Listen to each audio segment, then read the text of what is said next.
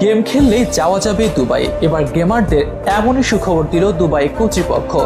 এতদিন গেমিং নিয়ে তেমন কোনো মাথা না ঘামালেও অবশেষে এর বৈশ্বিক অর্থনৈতিক গুরুত্ব বুঝতে শুরু করেছে দুবাই। আর এ কারণেই স্পেশাল ভিসা আবেদন চালু করেছে দেশটি। গেমিং যে এখন আর শুধুমাত্র বিনোদনের মধ্যে সীমাবদ্ধ নেই, এর যে আছে বিশাল এক বৈশ্বিক মার্কেট, তারই জানান দিচ্ছে দুবাইয়ের স্পেশাল এই গেমিং ভিসা। শুধুমাত্র গেমার নয়, সুযোগ থাকছে কন্টেন্ট ক্রিয়েটরদেরও। ইতিমধ্যেই নেট দুনিয়ায় আলোড়ন ফেলে দিয়েছে এই খবর। উন্মাদনা কাজ করছে দেশি গেমার ও কন্টেন্ট ক্রিয়েটরদের মধ্যেও। অনেকের মনে প্রশ্ন, কিভাবে করা যাবে এই ভিসার আবেদন, কারা কারা পাবেন স্পেশাল এই ভিসা, কি কি সুযোগ সুবিধা থাকছে এতে, এসবের বিস্তারিত নিয়ে থাকছে এখনকার বিশেষ আয়োজন।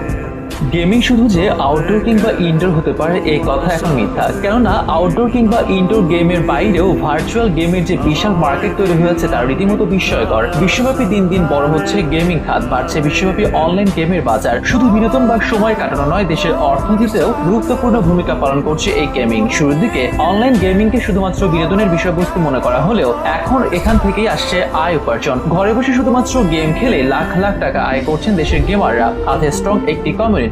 2 বছর আগেও যেখানে ঘরের কোনো মোবাইল কিংবা পিসির সামনে বসে থাকলে বকাঝকা করতেন বাবা মা, ভাবতে নষ্ট হয়ে যাচ্ছে তাদের সন্তান, সে বাবা মাই এখন বুঝছেন অনলাইন গেমিং এর মার্কেট ভ্যালু। দেশি কিংবা আন্তর্জাতিক মহলে পরিচিতি বাড়ছে অনেকের, বাড়ছে সোশ্যাল মিডিয়ার উপস্থিতি। তবে অনলাইন গেমের এই ভালো সময় একদিনে তৈরি হয়নি। করোনার আগে থেকে ছিল এর বিস্তার। পরে করোনাকালীন সময় সারা বিশ্ব যখন টালমাটাল অবস্থা, তখন এই খাতটির বিস্তার বেড়েছে হু হু করে। তাই ধারাবাহিকতায় এখন বিশ্বব্যাপী রাজ করছে অনলাইন গেম। এবার সেই অনলাইন গেমের গুরুত্ব বুঝতে পেরে অভিনব এক সিদ্ধান্ত নিল দুবাই, দিল গেমারদের জন্য স্পেশাল ভিসার ঘোষণা। সম্প্রতি দুবাইয়ের একটি যুগান্তকারী গেমিং ভিসা উদ্যোগ চালু করেছে, যা এই শহরে গেমারদের আসতে আরো আগ্রহী করে তুলবে। সেই সাথে এটি পরিণত হবে গেমিং হাবে, যেখানে মিলন মেলা হবে সারা বিশ্বের গেমারদের। এমনই পরিকল্পনা দুবাই কর্তৃপক্ষের। এর মাধ্যমে এই খাতে বিখ্যাত কোম্পানি এবং একাডেমিক প্রতিষ্ঠানের সাথে সহযোগিতা বাড়াতে চায় তারা, যার মাধ্যমে এই শহর আর গেমিং মার্কেট দুটোরই প্রবৃদ্ধি বাড়বে বলে মত বিশ্লেষকদের। তবে শুধুমাত্র গেমারদের জন্য নয়, এটি ভিসা কন্টেন্ট ক্রিয়েটর আর সোশ্যাল মিডিয়া ইনফ্লুয়েন্সারদেরকেও দেওয়ার কথা জানিয়েছে দুবাই কর্তৃপক্ষ।